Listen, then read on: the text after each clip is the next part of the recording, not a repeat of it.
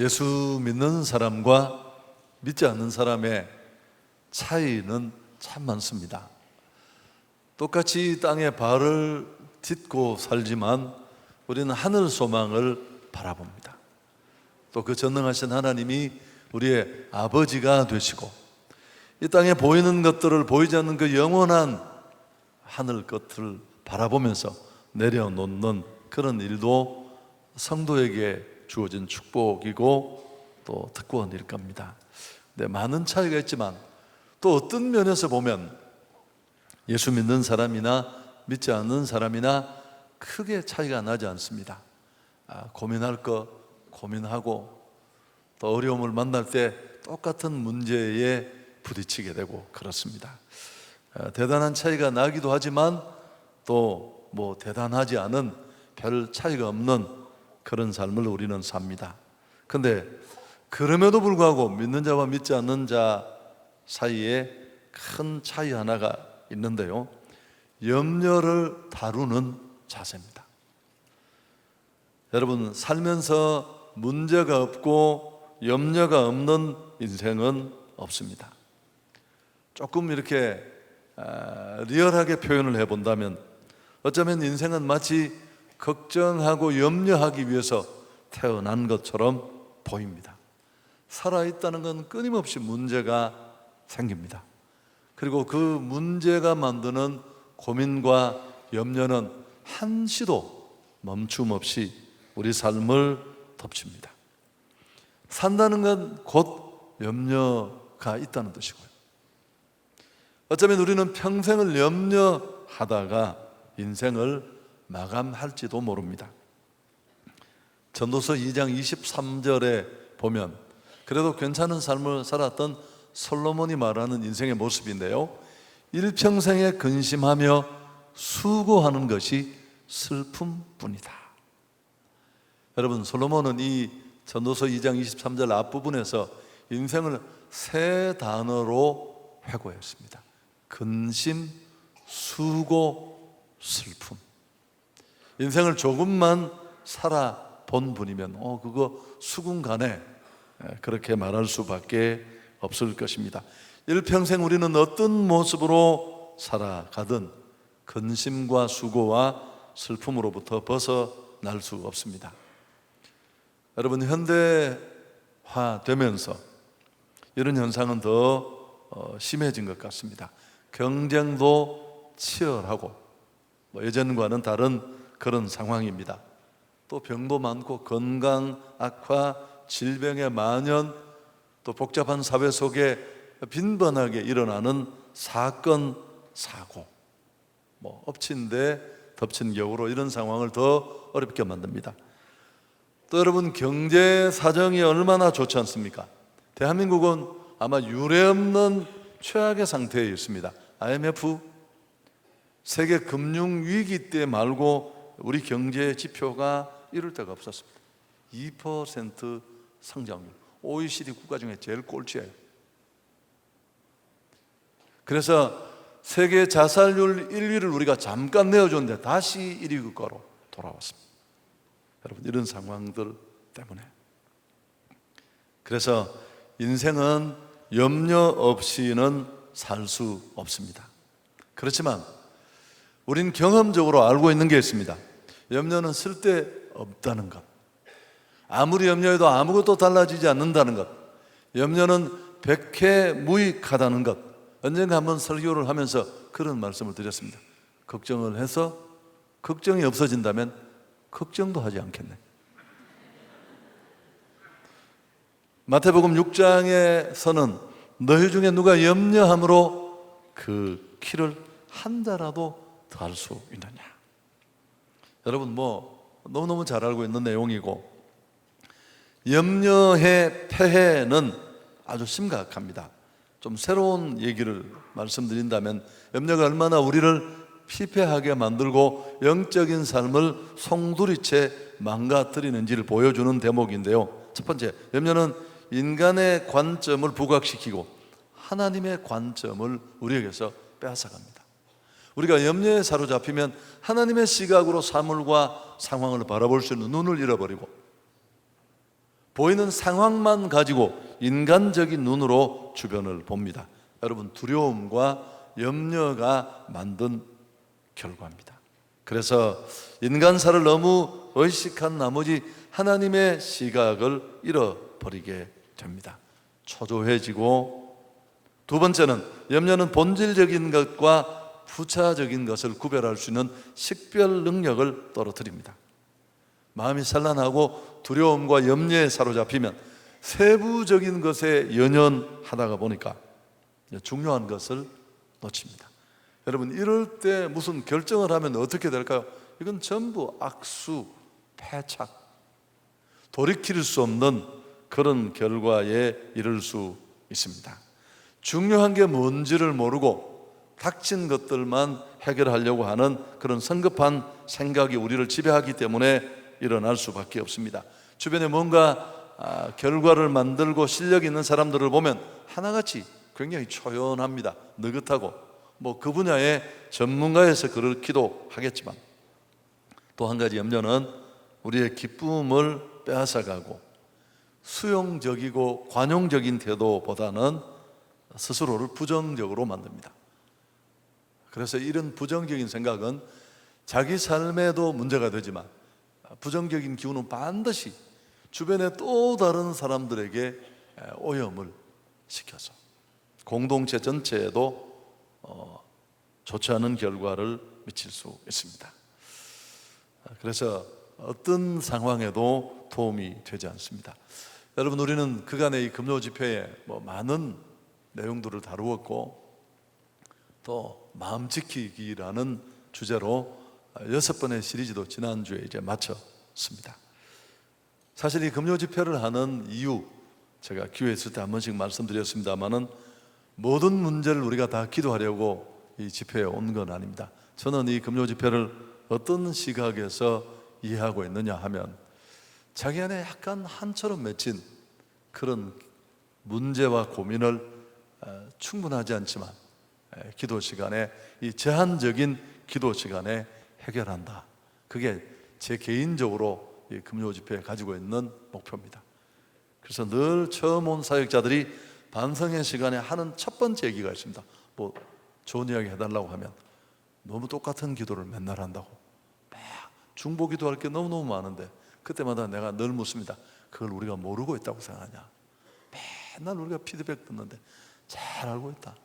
그렇지만 매번 같이 하는 이유는 금요 집회의 취지가 무슨 온 세상의 기도를 우리가 섭렵하고 문제를 해결하겠다는 목표가 아니라 조금 더 깊이 있게 내 안의 고민과 답답함을 풀어내고 싶은데 도움을 주는 것, 그게 우리의 목표다. 여러분, 그런 측면에서 오늘 저녁에 염려로부터 누구도 자유로울 수 없는데, 많이 설교를 여러분이 듣고 또 알고 계시겠지만 또 한번 말씀을 드리려고 합니다. 여러분, 염려와 상관해서 우리가 걱정해야 될 게 있다면 그건 뭘까요? 염려 그 자체뿐이에요.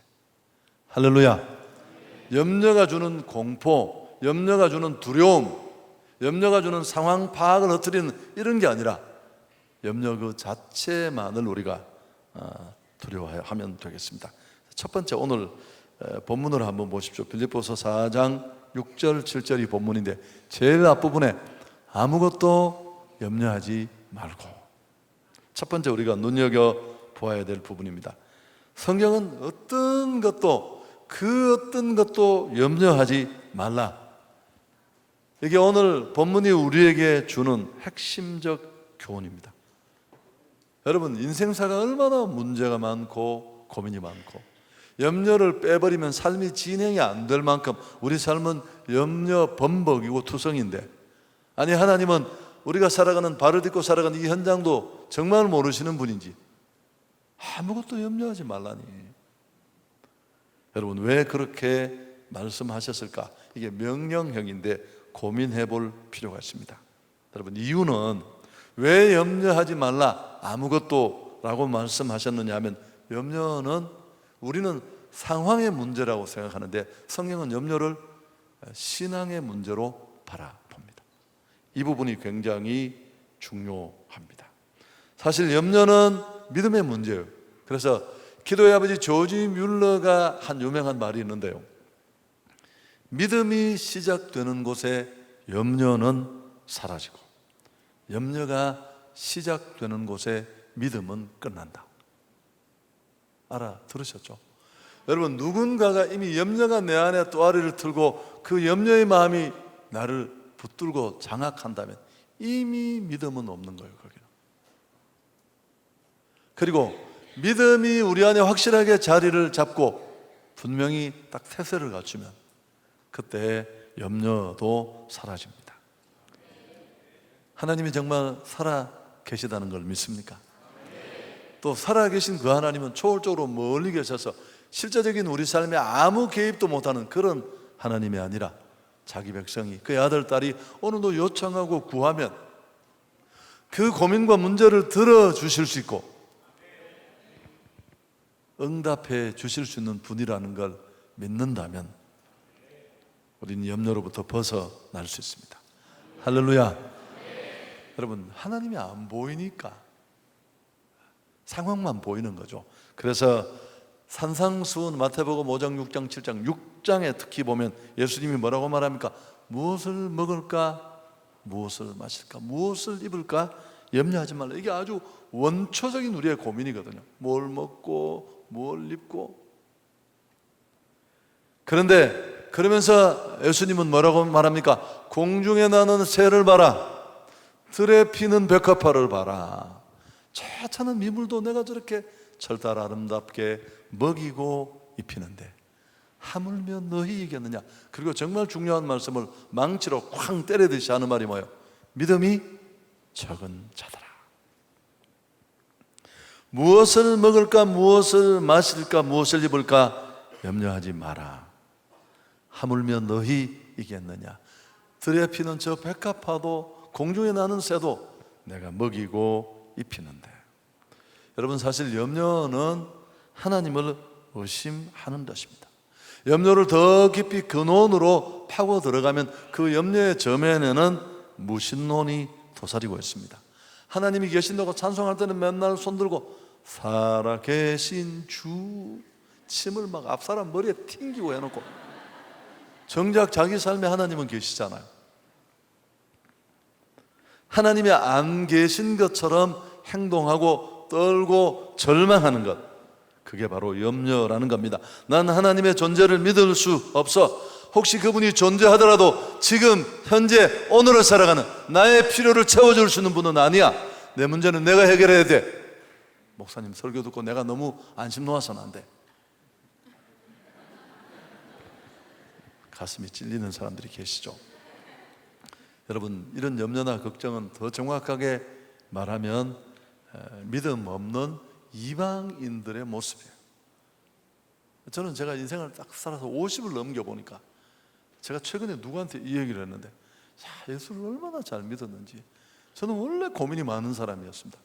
청년 때부터 어떤 날 고민하면 밤새 머리를 100개 씻고 손으로 가봐서 집어뜯고 여기 집어뜯고 해서 제가 그런 스타일이에요. 원래 그런 스타일인데, 여러분, 제가 예수를 안 믿었으면 지금까지 살아 있었겠습니까? 머리가 다 뽑혔을 테고.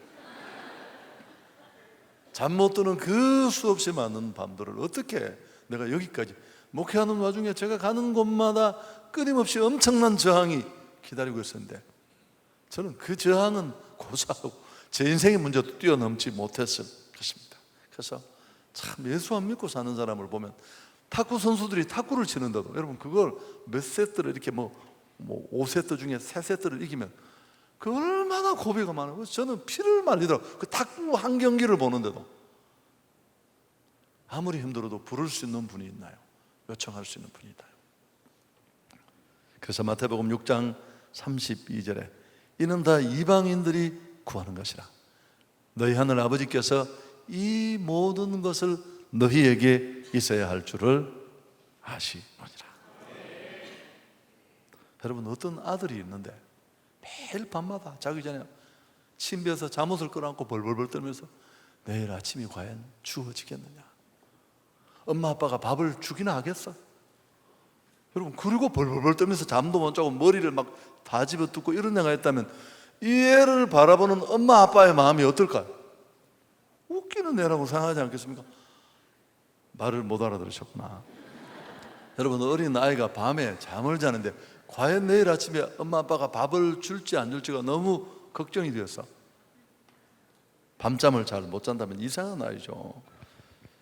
여러분, 풀톤 쉰이란 감독은 그래서 걱정이란 무신론의 한 형태다, 걱정이란 믿음의 부족, 하나님을 신뢰하는 마음의 부재를 드러내기 때문이다. 요한복음 14장 1절에도 너희는 마음에 근심하지 말라, 하나님을 믿으니 또 나를 믿어라. 믿음이 가면 근심은 날아간다, 그런 뜻입니다. 여러분, 이런 믿음에 설 수 있기를 축복합니다. 근심 걱정은 그냥 우리를 조금 혼란하게 하고 시각만, 분별력만 떨어뜨리는 게 아니라 하나님을 불신하는 겁니다. 당신 역사 속에 살아계심, 당신이 일하심, 난 도대체 믿을 수가 없어요. 꼭 같은 겁니다. 그래서 걱정은 아버지에 대한 모독입니다. 여러분, 오늘 그런 분이 계신다면 산상수훈의 교훈을 염두에 두고 다시 문제만 보는 눈을 돌려서 일하시는 여호와를 바라볼 수 있기를 바랍니다. 마태복음 6장 28절 그 산상수훈 중에 분수령을 이루는 구절인데요, 또 너희가 어찌 의복을 위하여 염려하느냐, 들의 백합화가 어떻게 자라는가 생각하여 보라. 수고도 아니하고 길쌈도 아니한다.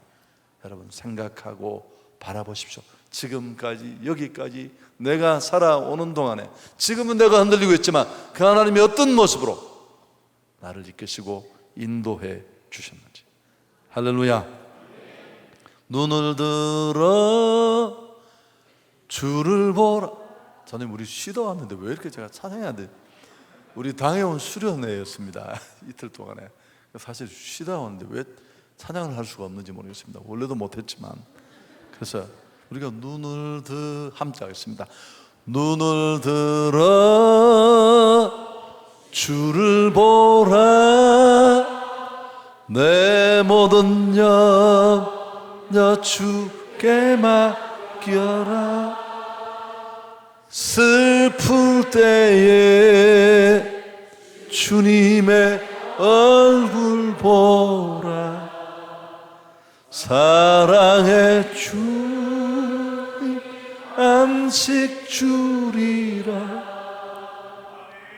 두 번째, 염려를 향해 우리가 할 수 있는 일은, 자, 빌립보서 4장 6절 뒷부분 붉은 글씨를 다시 한번 보십시오. 아무것도 염려하지 말고 다만 모든 일에 기도와 간구로 너희 구할 것을 감사함으로 하나님께 아뢰라. 두 번째는 여러분, 우리의 염려를 기도로 바꾸라는 겁니다. 여러분, 염려하는 힘이 있으면, 에너지가 있으면 기도할 수 있기를 축복합니다. 살아계시고 내 간구에 귀 기울이시고 내 작은 신음에 응답하시는 그 하나님께 다, 사람 앞에 얘기하는 것도 좋은데요, 해보면 별로 남는 게 없어요. 구질구질하고 가십거리되고. 그분도 또 죽을 지경이세요. 말을 다 내서 그렇지 속으로 여러분 얘기를 들으면서 어떤 얘기라고요? 야 임마, 내 짐도 한 짐이다. 그래서 제가 정말 친한 친구가 있는데 만날 때마다 아픈 이야기를 하니까 제가 힘들더라고요. 왜냐면 저도 힘들 때가 있는데 그 친구를 만날 때마다 어려운 이야기하면 얼마나 힘이 빠지겠어요.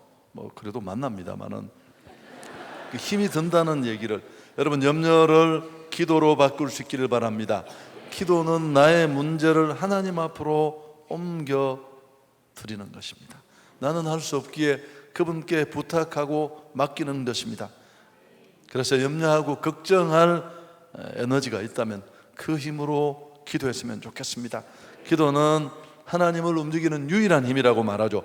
꼭 맞는 좋은 표현은 아닙니다만, 내가 고민하면 내 문제로나마 모든 것들을 다 끝내게 하지만 엎드리면 내 고민과 문제는 하나님 앞으로 넘어갑니다. 그래서 그분 손에 넘겨진 그 문제는 하나님이 책임져 주십니다. 여러분, 예수 믿는 신앙인의 축복이 뭘까요? 염려가 없는 게 아닙니다. 시험과 고통, 환난이 없는 게 아닙니다. 그렇게 기도하시면 안 돼요. 하나님, 내가 사는 동안에 아무런 일도 일어나지 않게 하시고 아무 문제도 없게 해주옵소서. 응답되면 천국 가셔야 돼요. 여러분, 문제 없는 곳은 공동묘지뿐이에요. 거기는 딱 풀 깎을 문제가 있는데 그 문제도 당신 문제는 아니에요. 누군가 깎겠죠. 여러분, 신앙인의 축복은 염려가 없고 고난과 고통, 불행으로부터 면제된다는 게 아닙니다. 성경은 어디에도 기독인에게 그런 약속을 하는 곳은 없습니다. 피할 길을 주신다는 말은 있지만 감당할 만한 시험을 주시고, 그렇다면 오늘 우리 믿음의 사람에게 주어진 축복이 무엇입니까? 고난과 위기, 고민과 문제가 똑같이 우리에게 주어지지만 우리에게는 맡길 대상이 계신다는 사실입니다. 하나님 앞에 나아가면 그분은 누구든지 물리치지 않으시고 우리 간구에 귀 기울이십니다. 저는 청년 초기에 은혜를 받고 이 약속의 말씀을 믿고 다 맡겼어요. 정말 저는 아무것도 내가 나를 기대를 만한 거죠. 오늘 여기도 증인이 한 명 왔어요. 대구에서. 그분이 여자 목사님이 되셨는데 제 과거를 낱낱이 알고 계세요. 정말 아무것도 없었어요. 다 맡겼어요. 하나님, 나 같은 인생도 하나 맡겨주시죠. 근데 정말 그분은 내가 생각하는 것과 계획을 뛰어넘어서 아름답게 인도해 주셨습니다. 여러분, 맡길 대상이 있다는 것이 축복입니다. 이건 맡기고 잊어버린다는 뜻이고 믿음으로 하나님 앞에 드릴 수 있는 것입니다. 염려를 몰아내는 특효약은 믿음인데요, 그런데 그 믿음은 고백만의 믿음이 아니라 그 믿음이 가장 구체적으로 드러난 실제 표현이 기도입니다. 기도. 그래서 믿음의 기도는 반드시 응답으로 나타날 수밖에 없습니다. 내가 끌어안고 있으면 아무런 변화도 일어나지 않아요. 그러나 기도로 맡기면 하나님이 케어하십니다. 베드로전서 5장 7절 같이 읽습니다. 너희 염려를 다 주께 맡기라. 이는 그가 너희를 돌보십니다. 지난번 번역에는 권고한다. 지금도 그런 구절이 남아 있습니다만 성경이 똑같은 돌본다는 단어가 나오는 곳이 창세기입니다. 노홍수 사건 때 40일 동안 비가 내렸습니다. 하나님이 사람 만드셨음을 후회하셨습니다. 그 땅에 가득한 죄악의 모습을 보고 150일 동안 물에 잠겨 있었습니다. 두 번 이 150일 동안 잠겨 있었다는 말이 반복되면서 그 가운데 하나님이 노아를 권고하셨다. 노아와 그 가정을 하나님이 돌보시고 케어하셨다는 뜻입니다. 여러분, 똑같은 단어예요. 성경의 논리는 그렇습니다. 내가 너희를 돌볼 것이다. 하나님이 내가 너의 인생을 책임져 줄 것이다. 너는 혼자서 고아처럼 살려고 몸부림치지 말고 내 고민과 문제를 내게 맡겨라. 그런 뜻입니다. 사실 주일도 이런 믿음의 표현이죠. 여러 번 말씀드렸습니다만 주말에 버는 수입이 많지만 믿음으로 주일날 가게 문을 닫는다는 건 이런 믿음의 포기 선언이 그 속에 들어 있습니다. 그래서 여러분, 그걸 하나님 앞에 맡기지 못했다는 것은 자신의 마음 속에 벌써 찜찜한 거죠. 난 하나님 앞에 내 인생을 다 맡기지 못해서. 그런 틈새가 자기 안에 더 큰 불안과 근심을 가져다 줍니다. 11조나 첫 열매도 그런 성격의 것입니다. 제가 다 말씀드리지 않겠습니다만 하나님을 믿을 수 있기를 축복합니다. 끝까지 하나님이 우리를 책임져 주실 겁니다.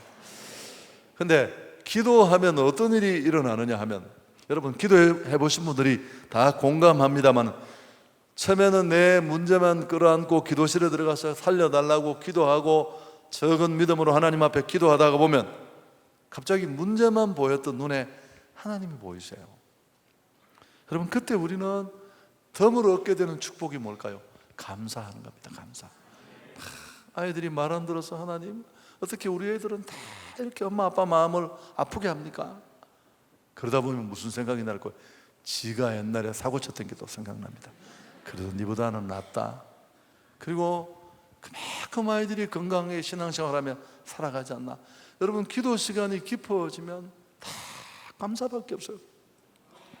상황만 나를 짓누르고 있는 줄 알았는데 여전히 한두 가지 내가 아파하는 것 위에 그보다 훨씬 더 많은 것으로 지금까지 여기까지 젖줄을 들이우고 나를 이끄시는, 여러분 병에 걸려서 병원에 누워서 줄 달고 기도하면 다 어려운 사람들 그간의 건강을 지켜주신 것, 지금까지 산 것만도 얼마나 감사한데, 오히려 감사하게 될 줄 믿습니다. 그래서 오늘 이 4장 6절 7절에 있는 말씀이 이루어질 수 있는 겁니다. 아무것도 염려하지 말고 오직 모든 일에 기도와 간구로 너희 구할 것을 감사함으로 아뢰라. 저절로 이런 전환이 우리 가운데서 일어나게 될 줄 믿습니다. 여러분, 사실 필요할 때 저희 아버지는 그렇게 부자는 아니었습니다. 물론 저희 집은 아주 가난한 집은 아니었는데, 그래도 뭐 아버지 앞에 가면 다 해결이 됐어요.